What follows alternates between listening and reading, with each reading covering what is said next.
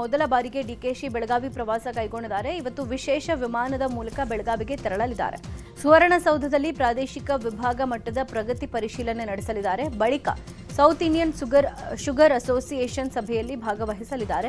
ಸಂಜೆ ಕಾಂಗ್ರೆಸ್ ಕಚೇರಿಗೆ ಭೇಟಿ ನೀಡಿ ಪಕ್ಷದ ಕಾರ್ಯಕರ್ತರ ಜೊತೆಗೆ ಸಭೆ ನಡೆಸಿ ವಾಸ್ತವ್ಯ ಹೂಡಿ ನಾಡಿದ್ದು ಬೆಂಗಳೂರಿಗೆ ವಾಪಸ್ ಆಗಲಿದ್ದಾರೆ. ಸಂಪುಟ ವಿಸ್ತರಣೆ ಚರ್ಚೆ ನಡುವೆ ಮುಖ್ಯಮಂತ್ರಿ ಡಿಕೆಶಿ ಆಪ್ತರು ಶಾಸಕರು ನಿನ್ನೆ ಡಿನ್ನರ್ ಮೀಟಿಂಗ್ ನಡೆಸಿದ್ದಾರೆ.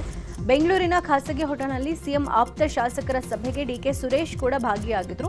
ಸಿಎಂ ವಿಚಾರದಲ್ಲಿ ಡಿಕೆಶಿ ಪರ ಗಟ್ಟಿ ಧ್ವನಿ ಮಾಡಿದ ಮಾಗಡಿ ಶಾಸಕ ಎಚ್.ಸಿ. ಬಾಲಕೃಷ್ಣ, ನಯನ ಮೋಟಮ್ಮ, ಶಾಸಕ ರಮೇಶ್ ಬಂಡಿಸಿದ್ದೇಗೌಡ, ಅರಸೀಕೆರೆ ಶಾಸಕ ಶಿವಲಿಂಗೇಗೌಡ, ಶರತ್ ಬಚ್ಚೇಗೌಡ, ಉದಯ್, ಭರತ್ ರೆಡ್ಡಿ ಸೇರಿದಂತೆ 10ಕ್ಕೂ ಹೆಚ್ಚು ಶಾಸಕರು ಡಿನ್ನರ್ ಮೀಟಿಂಗ್ನಲ್ಲಿ ಪಾಲ್ಗೊಂಡಿದ್ರು. ಡಿನ್ನರ್ ಮೀಟಿಂಗ್ ರಾಜ್ಯ ರಾಜಕೀಯದಲ್ಲಿ ಭಾರೀ ಕುತೂಹಲ ಮೂಡಿಸಿದೆ.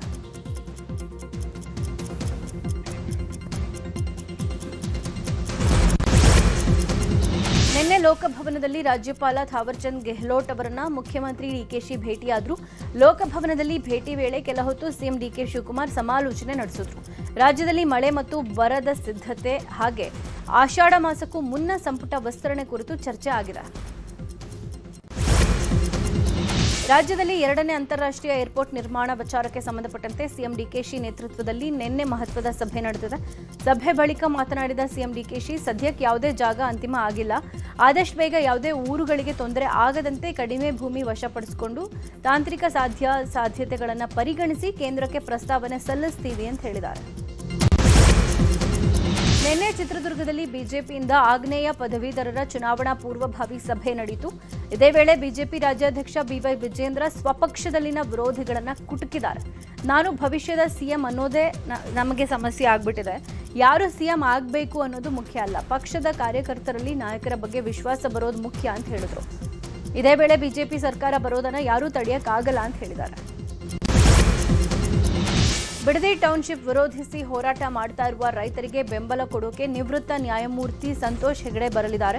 ಭೈರಮಂಗಲ ಗ್ರಾಮದಲ್ಲಿ ನಡೀತಾ ಇರುವ ರೈತರ ಪ್ರತಿಭಟನೆಗೆ ಇವತ್ತು ಬೆಳಗ್ಗೆ 11 ಗಂಟೆಗೆ ಆಗಮಿಸಿ ರೈತರ ಪರ ಪ್ರತಿಭಟನೆಯಲ್ಲಿ ಭಾಗಿಯಾಗಲಿದ್ದಾರೆ. ಸಂತೋಷ್ ಹೆಗಡೆ ಅವರ ಆಗಮನದಿಂದಾಗಿ ರೈತರ ಹೋರಾಟಕ್ಕೆ ಮತ್ತಷ್ಟು ಬಲ ಬರುತ್ತೆ. ಇವತ್ತಿನಿಂದ 3 ದಿನ ಬೆಳಗಾವಿಯಲ್ಲಿ ಆರ್ಎಸ್ಎಸ್ ಬೈಠಕ್ ನಡೀತಾ ಇದೆ. ಆರ್ಎಸ್ಎಸ್ ನೋಂದಣಿಯ ತೀವ್ರ ಚರ್ಚೆ ಹಿನ್ನೆಲೆ ಬೆಳಗಾವಿಯಲ್ಲಿ ಆರ್ಎಸ್ಎಸ್ ರಾಷ್ಟ್ರೀಯ ಪ್ರಚಾರಕರ ಬೈಠಕ್ ಆಯೋಜನೆ ಮಾಡಲಾಗಿದೆ. ಆರ್ಎಸ್ಎಸ್ ಸಂಘ ಚಾಲಕ ಮೋಹನ್ ಭಾಗವತ್ ನೇತೃತ್ವದಲ್ಲಿ 3 ದಿನಗಳ ಕಾಲ ಸಂಘದ ಪ್ರಮುಖ ಪ್ರಚಾರಕರ ಸಭೆ ನಡೆಯಲಿದೆ. ರೇಣುಕಾಸ್ವಾಮಿ ಕೊಲೆ ಪ್ರಕರಣದ ಪ್ರಮುಖ ಸಾಕ್ಷಿಗೆ ಜೀವ ಬೆದರಿಕೆ ಹಾಕಿದ ಆರೋಪದ ಮೇಲೆ ದರ್ಶನ್ರ 3 ಅಭಿಮಾನಿಗಳನ್ನ ಕಾಮಾಕ್ಷಿಪಾಳ್ಯ ಪೊಲೀಸರು ಬಂಧಿಸಿದ್ದಾರೆ. 49ನೇ ಸಾಕ್ಷಿ ಸಂದೀಪ್ಗೆ ಬೆದರಿಕೆ ಹಾಕಿದ ದರ್ಶನ್ ಫ್ಯಾನ್ಸ್ರ ಮೊಬೈಲ್ ರಿಪೋರ್ಟ್ ಇವತ್ತು ಕಾಮಾಕ್ಷಿಪಾಳ್ಯ ಪೊಲೀಸರ ಕೈ ಸೇರಲಿದೆ. 3 ಬಂಧಿಸಿ ತನಿಖೆ ನಡೆಸಿದ ಕಾಮಾಕ್ಷಿಪಾಳ್ಯ ಪೊಲೀಸರು ಆರೋಪಿಗಳು ಚಾಟ್ ಕಾಲ್ ಹಿಸ್ಟ್ರಿ ಡಿಲೀಟ್ ಮಾಡಿರೋದು ಪತ್ತೆಯಾಗಿತ್ತು. ಆರೋಪಿಗಳ ಮೊಬೈಲ್ ಸಿಐಡಿ ಟೆಕ್ನಿಕಲ್ ಸೆಲ್ಗೆ ಕಳುಹಿಸಲಾಗಿತ್ತು. ಇವತ್ತು ಪೊಲೀಸರಿಗೆ ರಿಪೋರ್ಟ್ ಬರುತ್ತೆ. ರಾಜ್ಯಾದ್ಯಂತ ನಿನ್ನೆ ಒಟ್ಟು 10 ಅಧಿಕಾರಿಗಳ ಮೇಲೆ ಲೋಕ ದಾಳಿಯಾಗಿದೆ. ಏಕಕಾಲಕ್ಕೆ ರಾಯಚೂರು, ಚಿತ್ರದುರ್ಗ, ಬೆಂಗಳೂರು, ತುಮಕೂರು, ಶಿವಮೊಗ್ಗ, ದಾವಣಗೆರೆ ಹಾಗೂ ಕಲಬುರಗಿಯಲ್ಲೂ ಲೋಕಾಯುಕ್ತ ಅಧಿಕಾರಿಗಳಿಂದ ದಾಳಿಯಾಗಿದೆ.